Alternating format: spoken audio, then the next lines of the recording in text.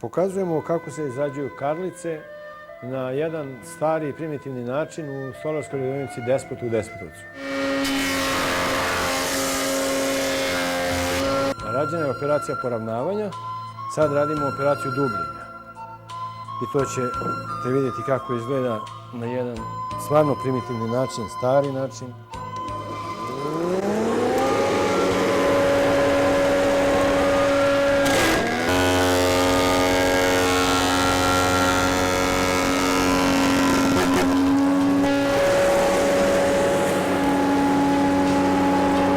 Ovo je proces oblikovanja karlice koja je izdubljena.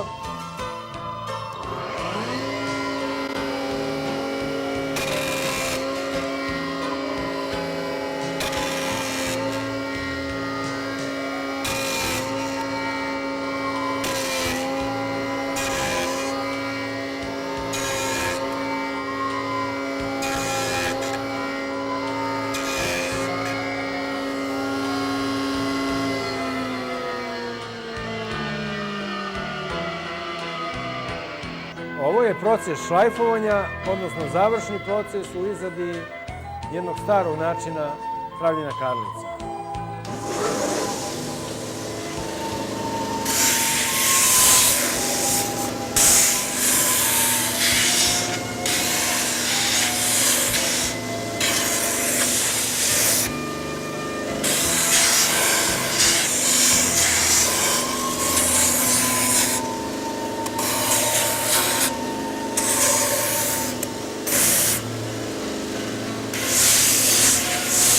To je jedna završena karlica, znači, kojoj može da se servira bilo koje jelo, roštilj, riba, kuvano jelo i sledi joj zaštita sa propolisom i maslinovim uljem.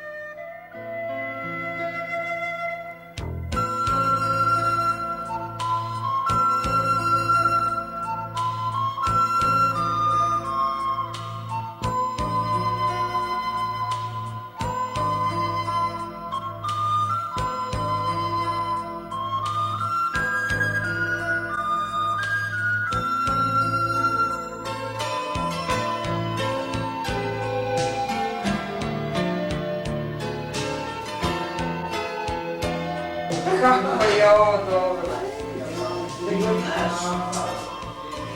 Znači isto, dobro snimljeno, dobro slikano, to je ekskluziva za nekoga ko hoće ovako. A to neko mora da vidi,